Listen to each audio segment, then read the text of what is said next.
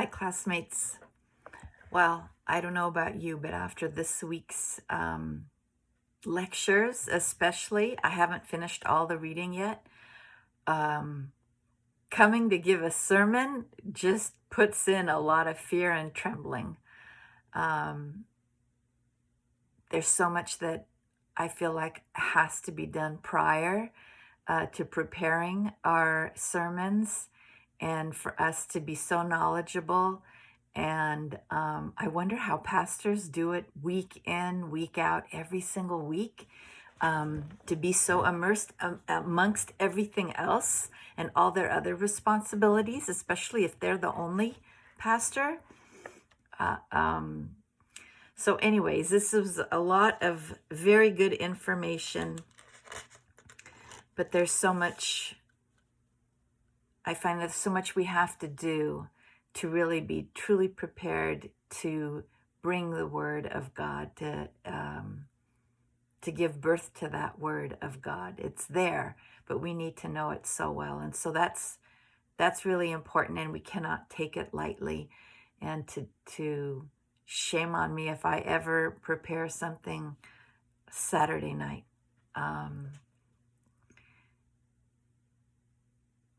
So I'm really thinking, considering all of that, that it has to be something that germinates and ruminates, marinates within us in order to be part of us.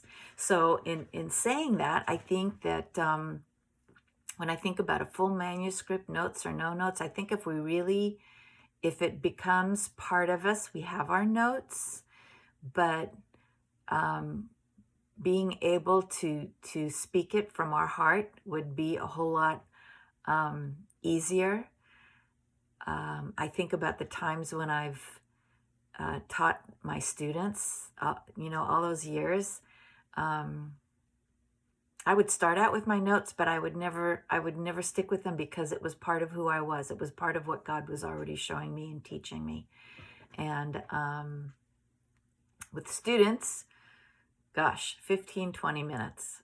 I think with the adults, and what I've been accustomed to has been about 20 to 25 minutes. But, a sermon could be 40 minutes long, but it needs to be then packed with a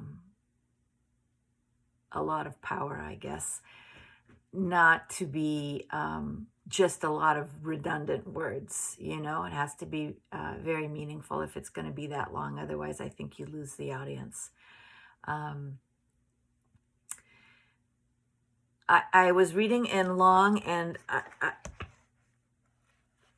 he was talking about Lowry's plotted sermon and how in the opening there'd be a conflict that he would give, and then a complication. What's the complication for us in the human experience with that conflict?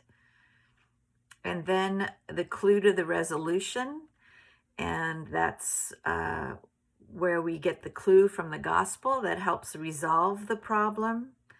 Experiencing the gospel, the clue is disclosed, fleshed out in terms of its fuller meaning, and then the unfolding where you're bringing the discovery of the gospel projected into the future. It's the intersection of the human condition with the gospel. And that reminded me so much of sermons that I've heard Billy Graham give. He always brought up something with the human condition, what was wrong, what was missing, what people were lacking in their lives, and how the gospel and what Jesus had to offer was a solution.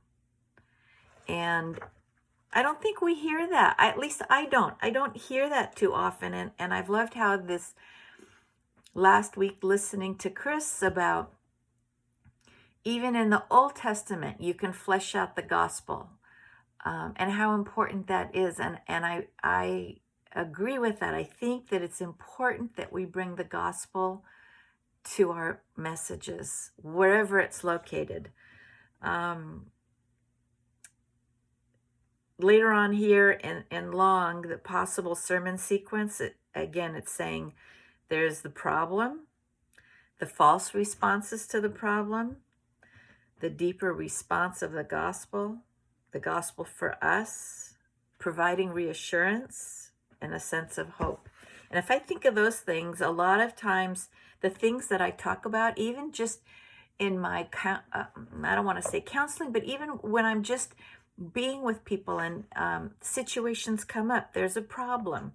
And we talk about how they're responding or how we as humans respond to those things. But then what Jesus does and brings to us in our lives so that we can respond differently, and then just reassuring the person to trust in Jesus, and how that gives them a renewed sense of hope. So we can bring that in our sermons, and I think that that fits so much with how I talk to people about Jesus. So as I prepare a sermon, I think that's probably how I would look in bringing those truths. I think as we expect the sermon to accomplish, that there's a solution to our situation, what's going on in our lives, and how Jesus brings the answer to all of that and gives us hope for everything.